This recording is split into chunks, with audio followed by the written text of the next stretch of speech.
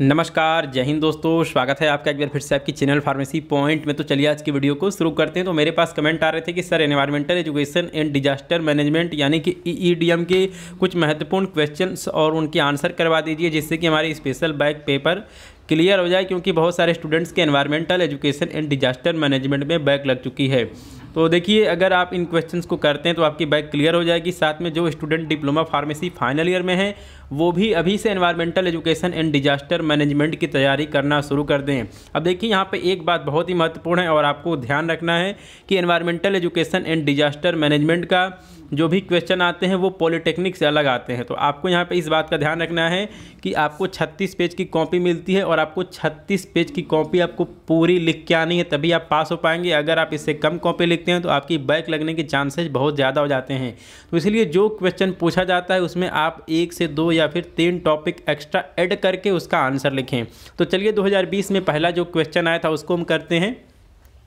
यहाँ पे पहला क्वेश्चन आया था कि what is mean by pollution, discuss the factor that cause water pollution. तो यहाँ पे कहने का मतलब ये है कि आपको बताना है प्रदूषण का अर्थ क्या है, यानी कि प्रदूषण क्या होता है, और वाटर पॉल्यूशन यानी कि जल प्रदूषण किन वजहों से होता है, तो इसके बारे में आपको लिखना है। तो देखिए, जो बुक में लिखा है वो तो लिखा हुआ है, आप इसको बनाकर भी लिख सकते हैं, आपको रटने की आवश्यकता नहीं है। तो चलिए हम इस क्वेश्चन का आंसर देखते हैं कि इस क्वेश्चन का आंसर आप कैसे लिखेंगे। तो देखिए, जब वातावरण में हानिकारक विषैले पदार्थ एकत्रित हो जाते हैं तो इसी को प्रदूषण कहते हैं। तो जो भी हमारा एनवायरनमेंट है इसके अंदर जब हार्मफुल मैटर इकट्ठे हो जाते हैं तो उसी को हम क्या कहते हैं, प्रदूषण यानी कि पॉल्यूशन कहते हैं। तो आप इसका आंसर लिखेंगे, वातावरण में जब हानिकारक जीवनाशक या फिर जीवननाशक विषैले पदार्थ एकत्रित हो जाते हैं तो इसी को प्रदूषण कहते हैं। जैसे जल प्रदूषण, वायु प्रदूषण, मृदा प्रदूषण, ध्वनि प्रदूषण, रेडियो एक्टिव प्रदूषण आदि।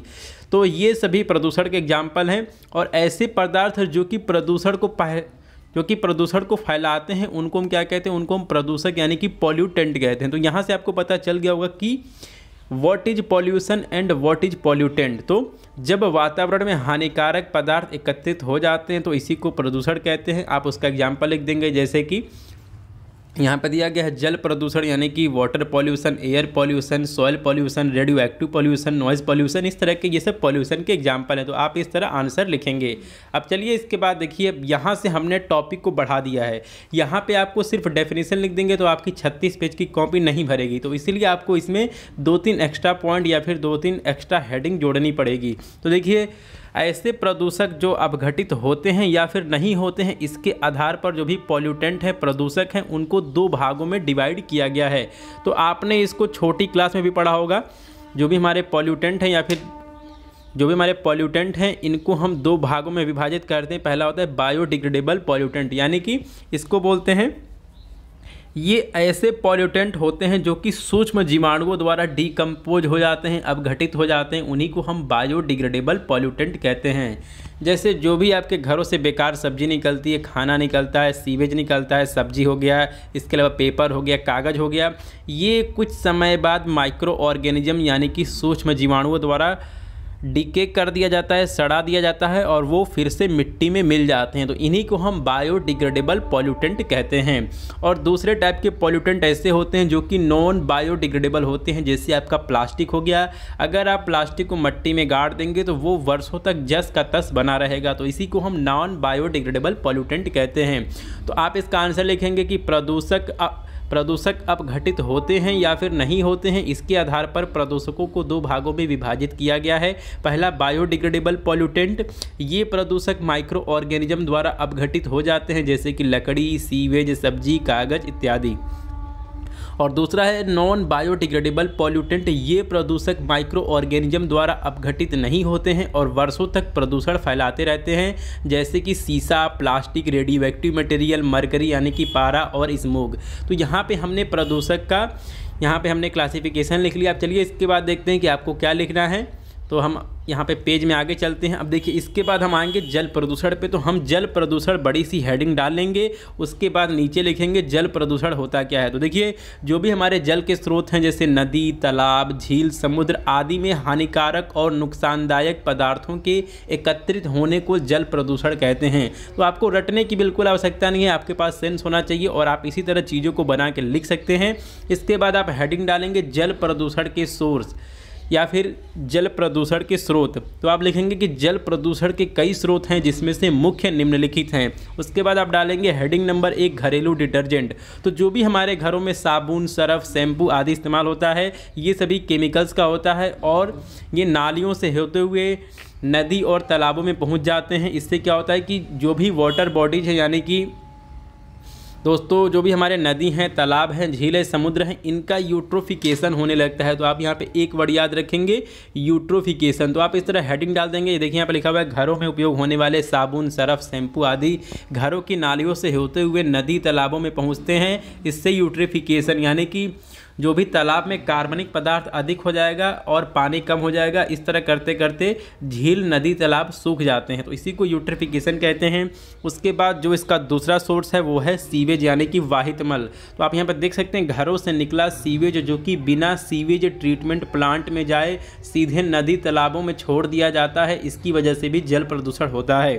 तो जो हमारा उत्तर प्रदेश है इसके अंदर जो भी बड़े शहर हैं जैसे आपका कानपुर हो गया, आगरा हो गया, यहाँ से सीवेज बड़ी मात्रा में निकलता है, साथ में केमिकल वेस्ट निकलता है क्योंकि वहाँ पे ढेर सारे मैन्युफैक्चरिंग यूनिट हैं, केमिकल कारखाने हैं। तो वहाँ से जो भी वेस्ट निकलता है उनको सीधे नदियों में छोड़ दिया जाता है, जिसकी वजह से वाटर पॉल्यूशन यानी कि जल प्रदूषण बहुत ही ज़्यादा हो रहा है। अब चलिए इसके बाद अगला सोर्स देखते हैं। तो देखिए यहाँ पे अगला सोर्स दिया है इंडस्ट्रियल केमिकल। तो आप यहाँ पे देख सकते हैं कारखानों में कई तरह के केमिकल प्रयोग किए जाते हैं जैसे कि acid, base, phenol, mercury, zinc, caustic soda आदि। जब ऐसे केमिकल वेस्ट बिना ट्रीटमेंट के नदी तालाबों में छोड़ दिए जाते हैं तो जल प्रदूषण करते हैं। तो ये भी एक हो गया, सोर्स हो गया जल प्रदूषण का। उसके बाद अगले सोर्स की बात की जाए तो यहाँ दिया गया है पेट्रोलियम। तो भारत में विदेशों से पेट्रोलियम का आयात करता है जो कि पानी के जहाज़ों के जरिए पेट्रोलियम को लाया जाता है। तेल के टैंकरों में रिसाव या फिर किसी दुर्घटना के हो जाने से पेट्रोलियम समुद्र में मिलने लगता है। तो अभी 1 साल पहले बॉम्बे के अंदर एक पेट्रोलियम जहाज़ का एक्सीडेंट हो गया था और वहाँ से जो पेट्रोलियम का टैंकर था उसमें से लाखों टन पेट्रोल जो है वो लीकेज करके समुद्र में मिल रहा था। तो इसकी वजह से भी वाटर पॉल्यूशन होता है। इसके बाद अगले सोर्स की बात करें तो आप यहाँ पर देख सकते हैं रेडियो एक्टिव पदार्थ। तो रेडियो एक्टिव विस्फोट या फिर नाभिकीय ऊर्जा से निकलने वाले विकिरण भी जल प्रदूषण करते हैं जैसे कि यूरेनियम, थोरियम आदि। इसके बाद अगले सोर्स की बात की जाए तो वो है कृषि। जो भी फार्मर्स हैं, किसान हैं, वो खेती करते हैं और अपने खेतों में ढेर सारे पेस्टिसाइड, हर्बिसाइड का यूज करते हैं। तो वो सारे केमिकल्स होते हैं और ये केमिकल्स नालियों के द्वारा बह के जो भी आसपास नदी तालाब होता है खेतों के आसपास वो वहाँ पे जाके मिल जाते हैं। इसकी वजह से भी वाटर पॉल्यूशन यानी कि जल प्रदूषण होता है। तो आप यहाँ पे देख सकते हैं खेतों में प्रयोग किए जाने वाले हानिकारक रसायन भी खेतों में बहकर जलीय स्रोतों में मिल जाते हैं और जल प्रदूषण करते हैं। इसके बाद जल के शोधन में तो पानी को साफ करने वाले केमिकल्स की अधिकता की वजह से भी जल प्रदूषण होता है। तो ये सारे जल प्रदूषण के सोर्स हो गए। अब देखिए उस क्वेश्चन में क्या पूछा गया था। उस क्वेश्चन में पूछा गया था, आप यहाँ पे देख सकते हैं, जल प्रदूषण के कारकों का वर्णन करिए। तो हमने इसके कारकों को तो लिख दिया है, यानी कि जो भी फैक्टर्स हैं उनके बारे में लिख दिया है, लेकिन इस क्वेश्चंस का आंसर हमें बढ़ा के लिखना है तभी हमें नंबर मिलेगा। तो इसलिए हमने इसमें 2 टॉपिक और ऐड कर लिया है, जल प्रदूषण के प्रभाव और जल प्रदूषण रोकने के उपाय। तो देखिए यहाँ पर दिया गया है जलीय जंतुओं में ऑक्सीजन की कमी हो जाती है। तो जब जो भी हमारे वाटर बॉडीज हैं, नदी हैं, तालाब हैं, अगर इनके अंदर पॉल्यूशन हो जाएगा तो जो भी वाटर होता है यानी कि पानी होता है इसके अंदर ऑक्सीजन घुली होती है तो वो ऑक्सीजन ख़त्म होने लग जाएगी। तो आप यहाँ पे देख सकते हैं जलीय जंतुओं में ऑक्सीजन की कमी हो जाएगी। इसके अलावा प्रदूषित जल से फसलों की सिंचाई नहीं की जा सकती है। इसके अलावा जल प्रदूषित रोग जैसे जॉन्डिस यानी कि पीलिया, हेपेटाइटिस, डायरिया आदि होने लगते हैं और प्राकृतिक संतुलन बिगड़ जाता है। तो ये सभी जल प्रदूषण के प्रभाव हो गए। अब देखिए जल प्रदूषण रोकने के उपाय क्या हैं। तो आपको इनके बारे में अच्छे से पता होगा, आप इसको ठीक से लिख सकते हैं, 2-4 लाइनें आप ज़्यादा भी लिख सकते हैं। तो देखिए जो भी हमारे घरों से सीवेज निकल रहा है उसको सीधे नदी तालाबों में जाने से रोका जाना चाहिए। यानी कि जो भी सीवेज निकल रहा है उसको पहले सीवेज ट्रीटमेंट प्लांट में ट्रीट करना चाहिए, उसके बाद उनको नदी तालाबों में छोड़ना चाहिए। उसके बाद आप यहाँ पर देख सकते हैं नदी तालाबों में उद्योगों से निकलने वाले केमिकल को बिना उपचार किए छोड़ने से रोकना।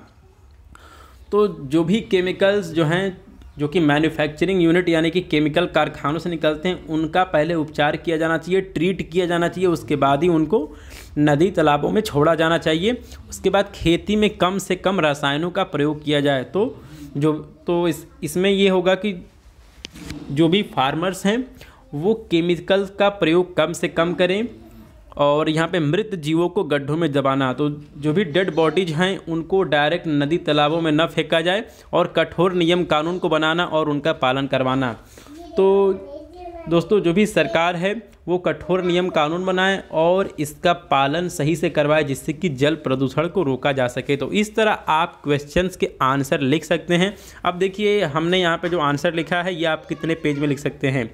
ये जो आपका पहला वाला लाइन हो गया, और ये आपका प्रदूषक अपघटित होते हैं या फिर नहीं होते हैं, इसके आधार पर प्रदूषकों को 2 भागों में विभाजित किया जा सकता है। ये आपका 1 पेज में हो जाएगा। उसके बाद जल प्रदूषण के सोर्स, तो इसको भी आप 1 पेज में बड़े आराम से लिख सकते हैं, चाहे फिर 2 पेज में लिख सकते हैं। इस तरह आपका टोटल 3 पेज हो जाएगा। और उसके बाद चौथे पेज में आप इसको लिख सकते हैं जल प्रदूषण के प्रभाव और जल प्रदूषण के रोकने के उपाय। तो आप इस क्वेश्चन का आंसर टोटल 4 पेज में बड़े आराम से लिख सकते हैं। तो जब आप इस तरह क्वेश्चंस के आंसर लिखेंगे तो आपके 36 पेज की कॉपी भर जाएगी और आपकी बैग क्लियर हो जाएगी। या फिर अगर आप पेपर दे रहे हैं तो आपको environmental education and disaster management में अच्छे नंबर मिलेंगे। तो दोस्तों आपको ये वीडियो कैसी लगी, आप इस वीडियो को लाइक करें, साथ में चैनल को सब्सक्राइब करें, बेल नोटिफिकेशन को ऑन रखें, जिससे कि आने वाली सभी अपडेट्स आपको तुरंत मिल सके। तो आपका ये वीडियो देखने के लिए धन्यवाद। जय हिंद।